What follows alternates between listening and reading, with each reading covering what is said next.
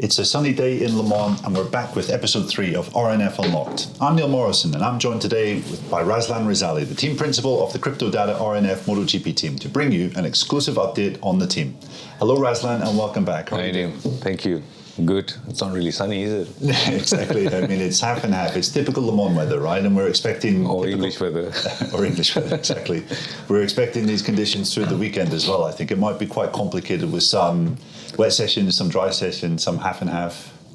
Yeah, I think it'll be good for the audience. It'll be good for us as well, considering our situation right now. So we need all the help we can get, especially from Mother Nature. So the race can be a little bit unpredictable, and unpredictability is good, and it's good for riders like Savadori and Raul, given his condition. Absolutely, yeah. And you mentioned Lorenzo Savadori. He's obviously here replacing Miguel Oliveira, unfortunately injured once again this season and missing another round of the 2023 MotoGP season. I mean, to start off, how is Miguel? What's his situation? Yeah, well, it's good to see that Miguel have put up on his social media that he's doing some form of exercise. The report I had a couple of days ago is that ideally he needs to have surgery, but that would take 3 to 4 months to recover. Something that a MotoGP rider do not have the luxury of sitting out for 3 to 4 months. So they're letting it heal as naturally as possible with a lot of physiotherapy and some treatment.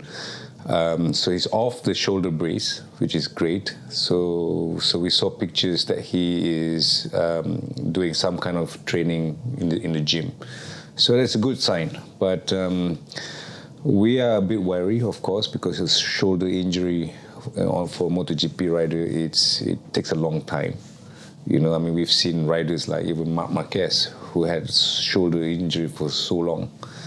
So we're a bit wary, but we're hoping for the best, to be positive, and let's see. We've got 3 weeks before Mugello. Yeah, but it's a shoulder injury. It's not the best of injury. Yeah, exactly. Because initially there were fears that he had dislocated the shoulder, but then afterwards you found out that there was actually a fracture, I think, in the humerus as well. Yes, correct. So that obviously complicates it. Yeah, and it's not his first injury in that area as well. So usually what they say is that once you re-injure again, it's hard. So it's what can I say? I've got no words to describe how we were feeling in Jerez. We could not get any unlucky or whatever.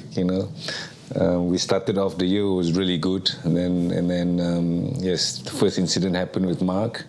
Then he came back, did really good in where was it, America. Then he did a good race in the first race.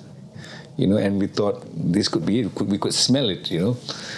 That first podium, and this thing happens. Exactly. Yeah.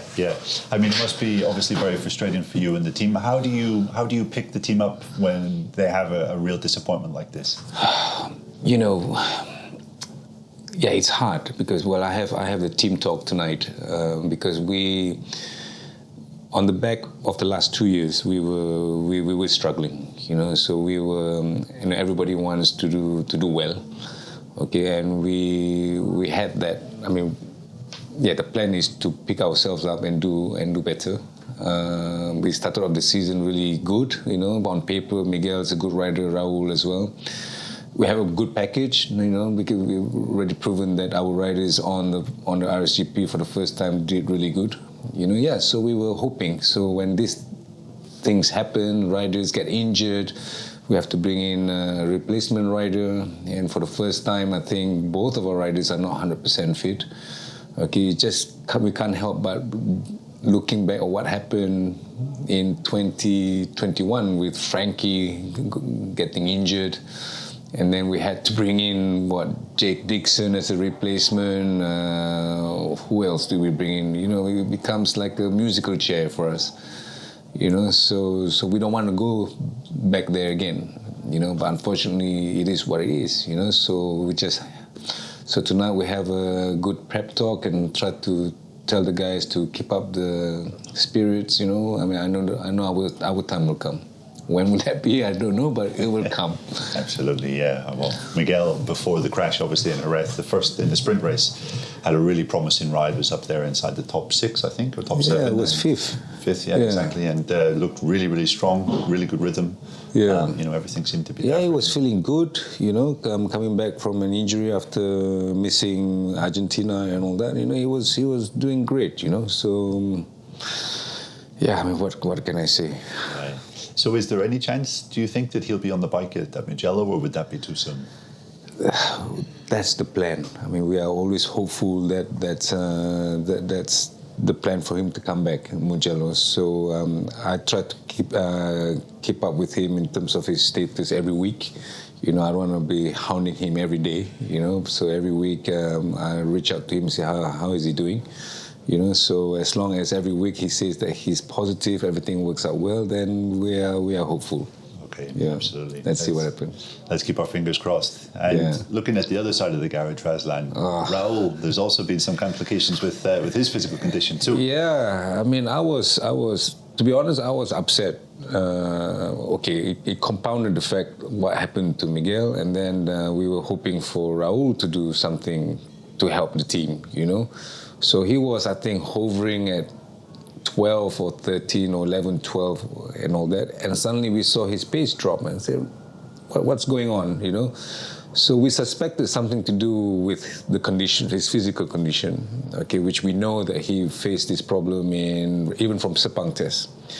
So I was quite upset about it.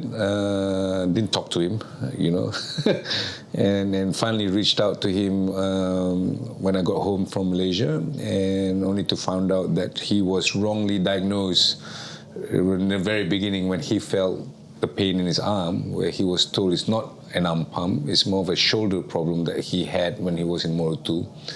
And also maybe relate to the suit that is too tight fitting. He did a wind tunnel testing with Aprilia, so to get maximum aerodynamic or whatever, the suit must be tight or whatever.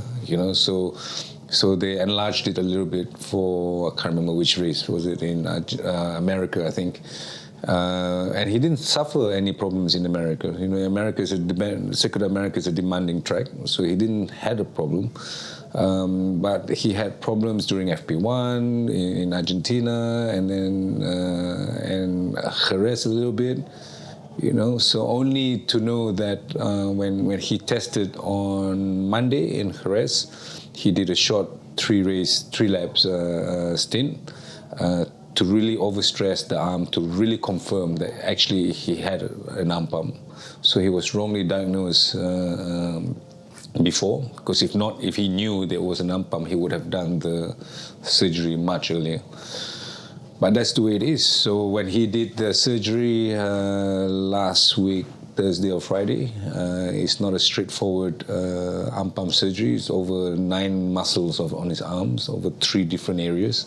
It's not as it's not as simple as Fabio's arm pump surgery, But then Fabio managed to race the following week, So I'm glad to say that he's fit for race this weekend. And we were also in trouble because, when after the race in Jerez, he was not declared injured. So the moment he went for surgery, IRTA reminded us that, we need to field 2 riders. If not, we'll breach the contract, with a heavy fine. So we're like, oh God, who can we find? I mean, just in case that Raul could not be fit for this weekend, we have to find a rider. So we took the risk, and thank God that he's passed. So for tomorrow, as long as he does 1 lap, so we fulfill our contract with IRTA. But then it becomes a shit show like this. Now after discussing with our team manager Wilco, we felt that looks like maybe it's time for MotoGP team to have a proper reserve rider. With the double races, with injuries left, right, and center. We need to make sure that I think is it a high time that MotoGP team have a proper reserve rider. I mean, you can't just put a guy on a MotoGP bike. If Raul was really injured, who the hell do we have to put? We already used Savadori to replace Miguel. So who do we need to put? And we are obligated, as a contract, to put on a good show with two riders. But when there's no riders, where do you go? Yeah, exactly. I remember speaking to Hervé Poncharal a few weeks ago about Paul's injury, and he was saying that MotoGP machines nowadays are more complicated than ever for riders coming in to do one single weekend or 2 weekends because of the devices and the different aerodynamics. They're so different to what other bikes are like that there's a very small pool of riders available to be the substitute riders. So it's quite difficult. Exactly. I mean, look at Ducati. I mean, Enya couldn't race, so they had to go back and get Petrucci to come back and then get on the bike, But at least he's a rider that's been with the Ducati and rides a Ducati and World Superbike, so it's easy, But for us, we were struggling. We were talking to Gontoli, So he said, I'm contracted with Suzuki for World Endurance. Okay, we even went to speak to Remy Gardner. Okay, well, Wilco did, because we need to find a rider, So finally I said, look, forget it, just take the risk and let's hope that Raul passed the test, which he did, and okay. So tomorrow, just one lap, FP1, we're happy. If we were to imagine a kind of situation where each factor or each team has a reserve rider, I mean, how would that work? Would you bring them testing with you at the official test, for example, to make sure that they're up to speed with the MotoGP machines? And it's difficult, isn't it? I mean, if you look at Formula One, I mean, they take reserve rider either from the Formula 2 or whichever drivers that's out there, and they use at least one round for FP1 to put a rider to test, Then of course they have testing and all that. I mean, it's something that I don't know whether it's time to have it or not, but there must be thoughtful planning to do that, Again, then there will be more cost involved, But I don't know. I mean, we faced it.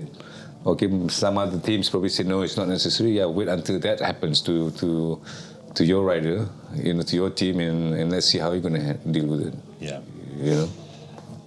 Looking at Raul's situation positively, I guess maybe there's some relief now that finally he understands what has been happening with his arm, and now you can start to think, okay, in the next race he's going to be back to something like full fitness. Yeah, I mean, I don't hope for anything really this weekend. So what's important is the 3 weeks break and to come back with Mugello to be 100% fit. And yes, with this distraction dealt with, we just hope that he can really get back into it. I mean, he has been improving all the time. He need to sort out his starting. His starting is really bad. I think that's something to do with the clutch and all that. I think Maverick also has the same problem. So most Aprilia riders have that problem. We just think that on the hindsight, the positive side is that whatever issues that he had is dealt with. So by Mugello, we can see a little bit more progression because we still believe in Raul. He's young. He still has the potential. Maybe he wants it so bad, So we need to calm him down a little bit. But I think he'll be there. I have faith that he'll be there. Absolutely, I'm sure he will. We saw one of the big talking points from Jerez was some of the interesting stewarding decisions that happened. Now, Fabio Quartararo was given a penalty for the crash that Miguel was unfortunately caught up in. He had to serve a long lap penalty for that incident. I mean, how did you see that? Did you think that was kind of a warranted penalty? Yeah, I think I said it, and I stand by what I said immediately after the incident happened. After reviewing the footage, I think it's a racing incident. As much as we are affected by it, we are unlucky, but I think it was a racing incident purely, So to give a penalty like that, I mean, at the end of the day, the level of stewardship right now is a big question mark. It's detrimental to the sport, I think, and the worst thing that I am very, very much frustrated is the silence from the stewards. It seems that they have such a thick skin that they don't respond or even make an effort to engage with the teams internally, with the riders, or even worse, with the media. There's no form of transparency or engagement. It's ridiculous, we are living in a world where social media is a strong tool to communicate and is making the sport look bad. Slightest form of contact is a penalty. We're trying to we want to encourage everybody to race and compete, and then you have penalties like ambitious overtaking. What the hell is that? They're racing. If you keep on doing things like that, then we're not going to have a show that we can entertain the global audience. Yeah, you're referring to the penalty given to Pecco Bagnaia for his overtake on Jack Miller, where there was, I don't even think there was contact. It was an aggressive move, but maybe nothing more. Yeah, I just don't understand it. We all know who Freddie Spencer is. A former world champion to be making these kind of decisions and not say anything. You have such great credibility, reputation, being who he is, and to go through like this. What is he trying to do? The best that he could do is just call for PCA, explain the situation, be transparent, engage. If you don't want to do that with the media, then do that with the teams and team managers. Don't sweep it under the carpet and wait for the next round to happen, and potentially it's going to be another crappy stewardship. I don't know. Yeah. Sounds like maybe the riders will have a chance at the safety commission meeting tomorrow to speak with the stewards. Who did I speak to just now in the morning about safety commission? It's a chaotic meeting. I went to it one time, I think in Qatar, 1 year ago, 2 years ago. And there's no control. There's no one that can really lead that meeting with proper structure and listen to everybody's point of views. Everybody's trying to speak over somebody. Okay, so I think that there must be a proper meeting, sitting down like school children. Okay, you have a headmaster that is really strict with the cane and really structure the meeting. Okay, because if you don't have a strong person up there, then it will be chaos. Everybody have things to say, and then it get lost in translation. It lost the focus, So until someone can really dictate and lead the meeting, effectively, then it will work. If not, the safety commission is not the place to do it. From what I experienced, and I believe it's the same thing. Yeah. Okay. Just a few more questions for you, Razlan. Sure. Obviously, this weekend marks the start of the Moto E World Championship, as it now is. And you have two riders, two bikes on the Moto E grid for this year. Obviously, I think it's a new era for the championship. Ducati have come in as the sole supplier. The bikes look quite pretty, in my point of view. They're impressive machines, and the lap times, I think, in testing so far have been quite impressive as well. Your thoughts on this? Moto E begins this weekend, and to be very honest, I did not pay much attention until walking into the paddock and seeing the bikes for the first time and seeing one of our riders for the first time, because I left it up to Ramon Focada, our previous crew chief, his first role as a team manager. And I guess he does his job so well that I didn't really have to pay attention because he updates me regularly every week. But the bike looks awesome, looks really good. I hope Aprilia don't hear me say that. But yeah, it looks really good. But it's more complicated than the Energica bikes. From what Ramon is telling me from the test, from the report that he gave me, because we crashed a few times and it's not straightforward to fix it. We suspect that this weekend could be a little bit of operational problem when it comes to charging if there are crashes, they stand by 5 spare bikes just in case teams or riders crash. Apparently during the test, 3 spare bikes already being used. But the bike's performance looks great, because I think Eric Granado broke the record in Barcelona, I think, on that bike. About 3 seconds. Yes, it's a lot. And so we have 2 exciting riders, in my views, for Moto E. We brought back Andrea Mantovani, who was with us last year as a replacement for Bradley Smith when he was injured. He had 1 podium with us. Unfortunately, it was taken back because of technical infringement and all that. Then we struggled to find a second rider until we heard about Mika Perez, this young Spanish kid who quit racing because of funding problems. So we thought, wow, why not give this guy a chance? A young guy, get him to come back and maybe can do something. So we have these two guys that we are hoping to try to score some points this weekend. Okay, excellent. Yeah, we've got 2 races, of course, both on Saturday. So it's going to be a packed schedule on Saturday with the sprint, with MotoGP qualifying, and the 2 Moto E races as well. Yeah, it's going to be hard this weekend. It'll be a real test for everybody. But that's only one weekend. Imagine the first triple header with Mugello, Sachsenring, and us also have Moto E.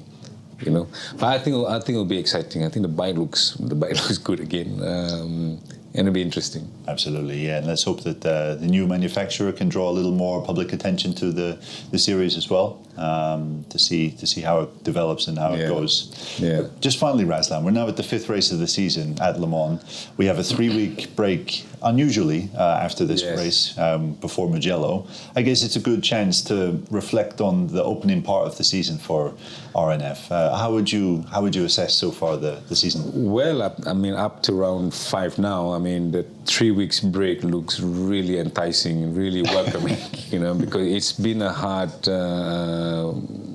championship so far for us. In all areas, we begin the year with renewed hope and targets with our new sponsors, our new shareholders. We out with gun blazing, like I said, good package, 2 riders, but then it was not smooth sailing with crashes, incidences, leading up to where we are right now with 2 riders that's not, our original rider not even 100% fit. To bring in Lorenzo Savadori to replace Miguel is not the best scenario, but it's the best that we can do. So I look forward to go home for 3 weeks break, try to switch off where I can, and come back again and restart in Mugello. Absolutely, yeah. Well, let's hope that you have a full strength team when we get back to Mugello as well, Razlan. Yeah, we hope so too. And thanks very much for joining me once again. Thank you. And that ends episode 3. We will return in a month's time with the next insight and updates from RNF. And we're hoping with the return of both riders to full fitness at that time too. Until then, thank you for tuning in to RNF Unlocked, and have a great weekend of racing.